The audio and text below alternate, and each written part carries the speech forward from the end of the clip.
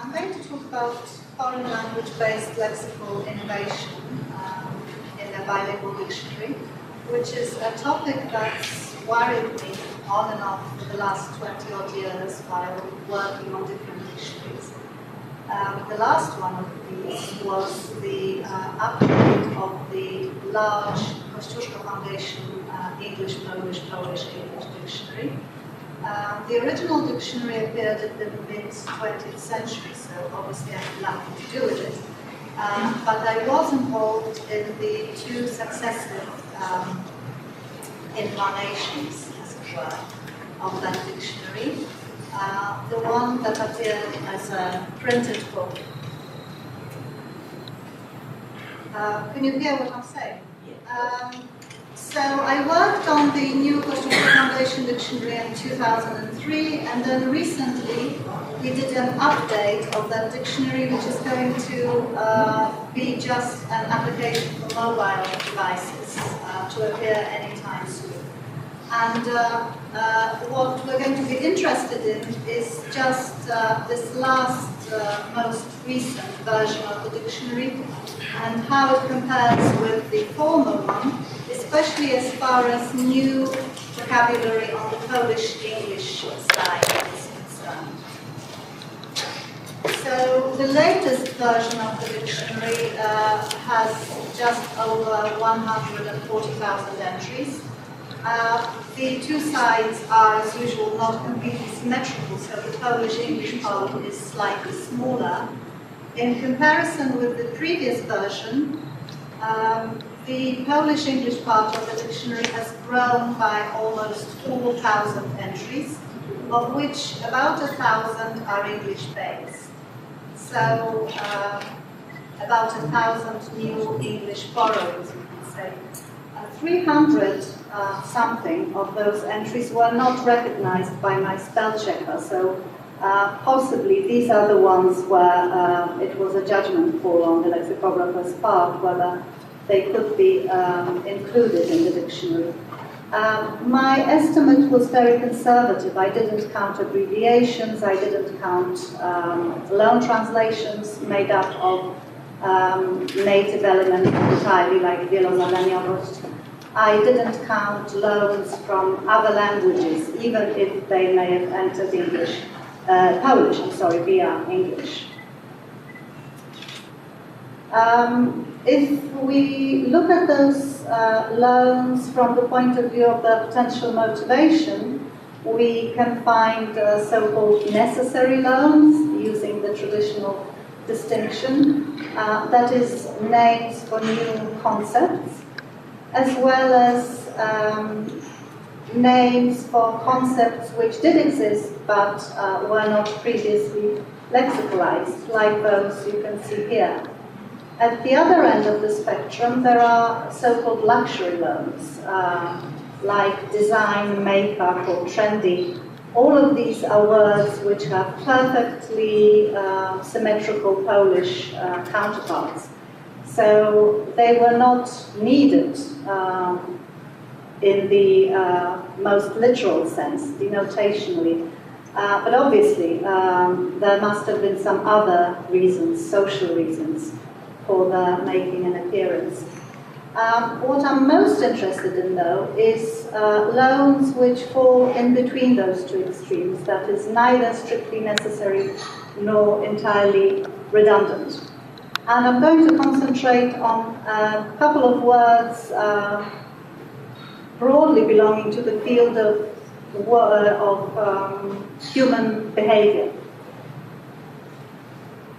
The immediate trigger for this small study came from listening to the radio. Slightly over a year ago, I heard the word bullying used in Polish, which was news to me. I didn't know it could be used in Polish. The context was an interview with a psychologist following in the wake of a teenage suicide. A 14-year-old boy had killed himself, apparently as a result of being bullied by his schoolmates.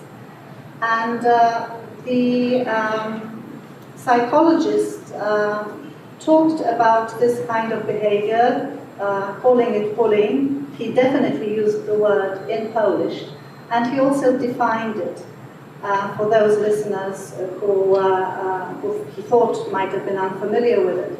So he said that bullying was behavior of peer students, children or teenagers, consisting in persecuting another child. So the questions that I had about it were, first of all, has bullying been borrowed into Polish, unbeknownst to me, or was it in the process of being borrowed? And if so, should we include it, or could we include it in our dictionary? And also, has it undergone a change of meaning in Polish? Because my non-native speaker intuition told me that in English it meant something slightly different, broader. So I decided to pursue this and look at the definitional evidence, both, well, first from English and then at the definitional evidence in both English and Polish. So first I looked at the OED, as one does, and I found what you can see here, overbearing insolence, personal intimidation, petty tyranny, often used with reference to schoolboy life. As you can see, the entry has not been updated since 1888. So what I think it describes is prototypical bullying, the original or close to original meaning of the term. The Wikipedia entry agreed to a much greater extent with what I thought bullying meant. So repeated and habitual behavior, including verbal harassment or threats, etc. If bullying is done by a group, it is called mobbing. This will be important. It can also be referred to as peer abuse when it happens in school and the workplace. And bullying culture can develop in any context in which humans interact with each other.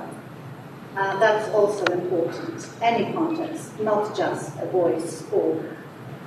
So, because Wikipedia notes this relationship between bullying and mobbing, I thought it might be helpful to look at definitions of mobbing as well. According to the OED, at this time the entry is updated, or has been. The action of a mob or group of people in attacking, harassing or crowding around a person. An instance of this, also the action of an act of congregating in a mob or a crowd. Doesn't look exactly like group bullying to me, especially in adulation or acclamation. That's actually the opposite, probably. And again, I like the Wikipedia definition better. It is consistent with the definition of bullying from the same source. So mobbing in the context of human beings means bullying of an individual by a group in any context, such as family, friends, etc., etc. When it occurs in the workplace, it is also referred to as malicious, non-sexual, non-racial, general harassment. So in the previous definition from Wikipedia, we had an alternative term, peer abuse. Here we have harassment. I looked at the Urban Dictionary as well. Actually, I looked at a number of dictionaries, but I'm showing you only those definitions which I found particularly interesting. This definition, as you can see, broadly agrees with the definition in Wikipedia, except that it restricts mobbing to the workplace. It talks about workplace bullying, and there is an example. I have no idea whether it's been made up or taken from a corpus. It kind of looks made up because it includes a lot of information.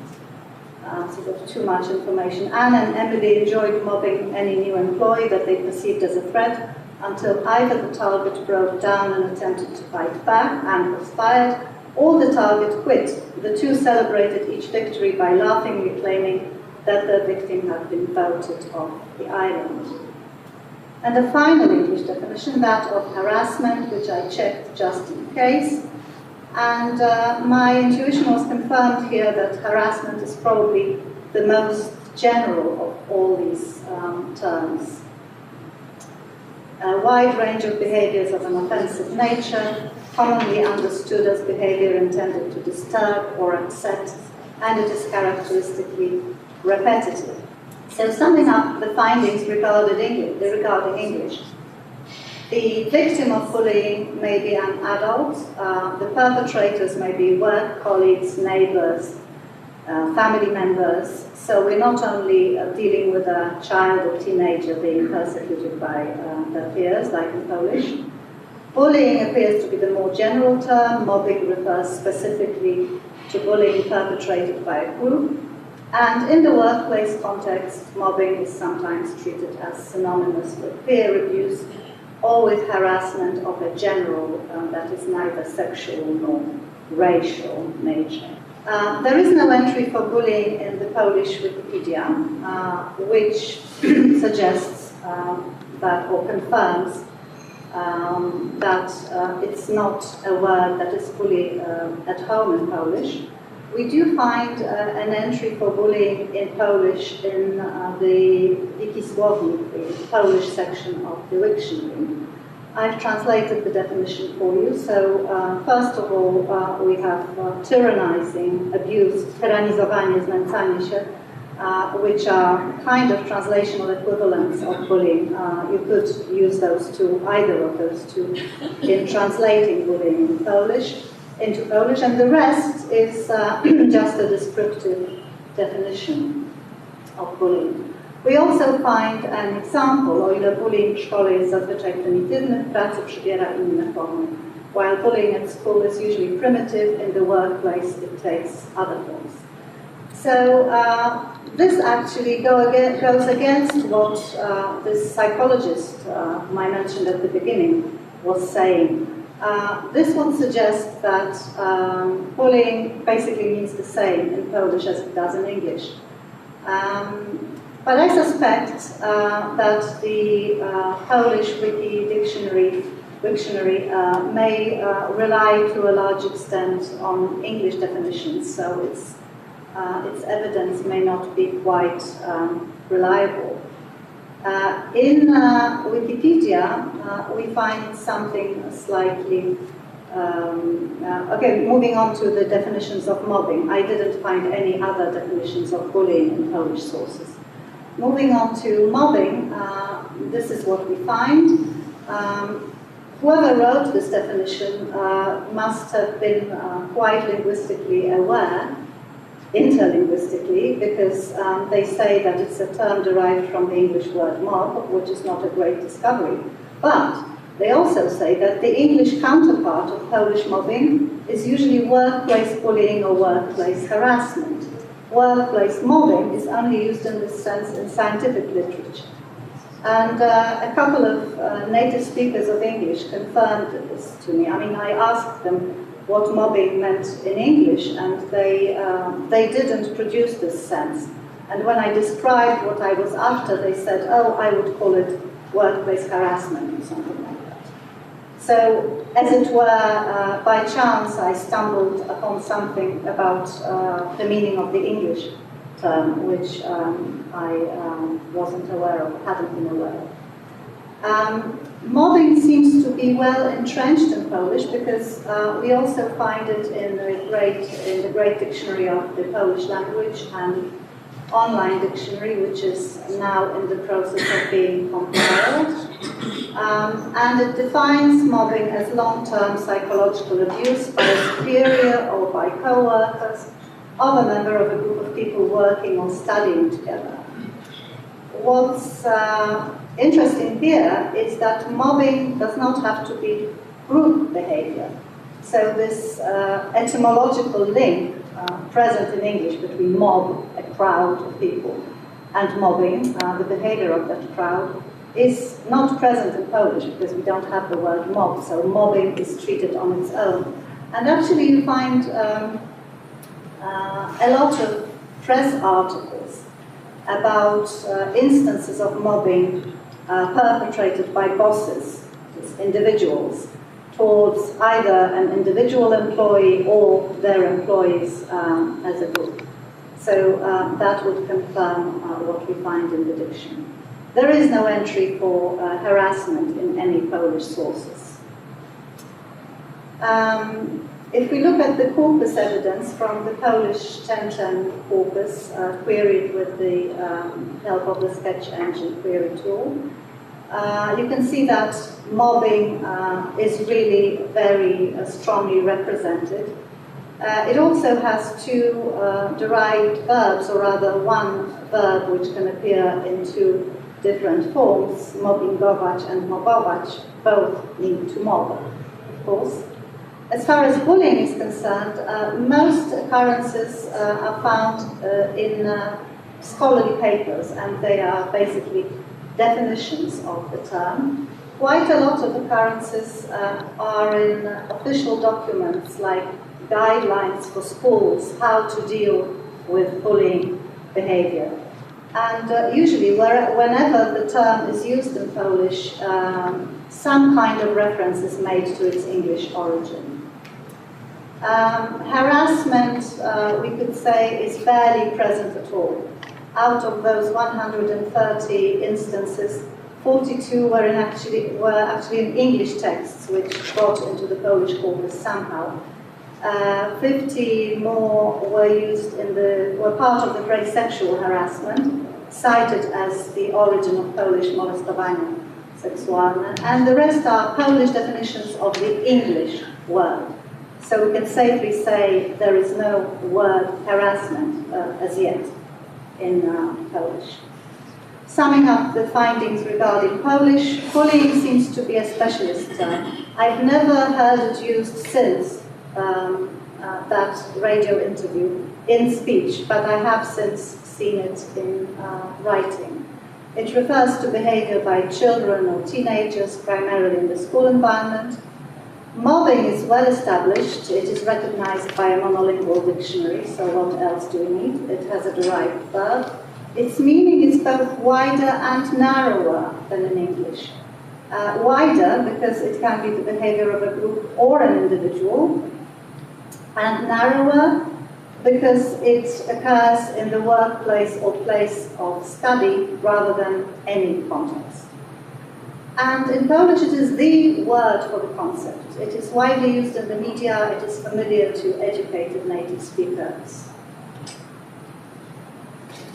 And harassment does not seem to have been borrowed, possibly because it's prototypically used, at least I think so, in the phrase sexual harassment in English, and that phrase has a perfect Polish counterpart, molestowanie seksualne. So there was no reason to borrow it in this context, which is the main context in which it occurs. And in our dictionary, we have bullying only as an equivalent in the English-Polish part, and it is marked as domain-specific. Mobbing features in both parts of the dictionary, that is both as an equivalent in the English-Polish part and as a head word in the Polish-English part. And harassment features nowhere because it's not recognized as part of the lexicon of Polish, not even as an equivalent of limited currency, the way bullying is. Conclusions. When I started my work on English-Polish, Polish-English dictionaries in 1993, there was no question that when you wanted to put a foreign-based item in a bilingual dictionary on the Polish side, you had to look at whether it was present in monolingual dictionaries of Polish. That requirement no longer holds, I think. These days we have to reckon with the fact that users expect to find anything and everything in their dictionary. So if they've come across a word, whether they heard it or saw it in writing, they expect to find it in the reference sources, and if they don't, they blame those sources. So we need new criteria for inclusion. And I would like to ask you to help me decide what those criteria should be, apart, of course, from corpus evidence. Because so far I haven't been able to do more than try and treat each candidate on its own terms, which realistically is not the optimum route.